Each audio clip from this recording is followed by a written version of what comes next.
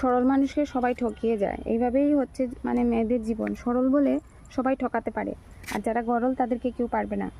আর আমার কথা হচ্ছে যে আমি এমন মানুষের সঙ্গে কখনো মিশবো না যারা তোমাকে বাটপাড়ের মতো তোমাকে ব্যবহার করবে, তোমাকে তারপর হচ্ছে তোমাকে সব কিছু করানোর চেষ্টা করবে, তারপরে হচ্ছে তোমাকে ছেড়ে দিবে।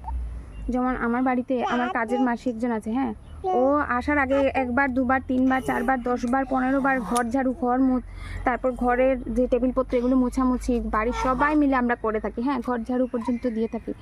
তারপর বিছানাপত্র এগুলো, আমার ছেলে অটিজমে আক্রান্ত, তার জন্য অনেকবার বিছানাপত্র এগুলো সকড়া, তারপর ভাত টাত খেয়ে ভরিয়ে রেখে দে, তারপর মানে কি বলবো আর কি, অনেকবার মানে ওকে বোঝানোর চেষ্টা করা, থেরাপিও নেই, কিছু নেই, ডাক্তার দেখানো সম্ভব হচ্ছে না। আর আমার যে ভাইটা আছে ওটা একদমই ভালো নয়, তোমরা দেখেছো হয়তো গাড়িতে, ও বলে কি তোকে মুখে চোখে মেরে দেবো।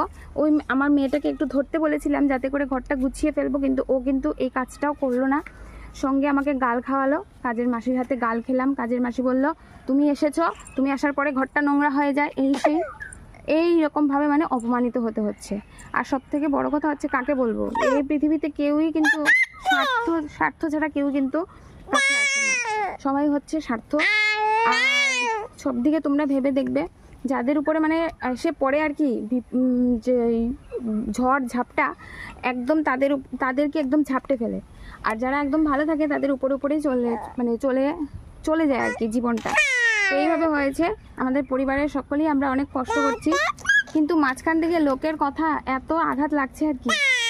আমার ছেলেটা হচ্ছে যে ওকে একদম থামানোই যাচ্ছে না, কি করে ওকে রাখা যাবে। আমি তো পাগল হয়েই গেছি। দেখো মেয়েটা এত কথা বলছে, ছেলেকে একদমই রাখা যাচ্ছে না, আমি তো পুরো পাগল হয়ে গেছি।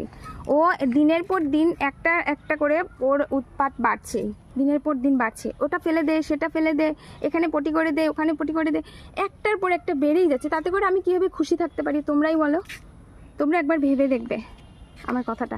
আর অটিজম যারা আছে, মা বাবাদের সাথে আমি যোগাযোগ করতে চাই, অটিজমে আক্রান্ত অনেক বাচ্চারা আছে, আমাকে প্লিজ সাহায্য করো, কিভাবে আমি নিজেকে কাউন্সিলিং করব সেটা আমাকে বলে দাও।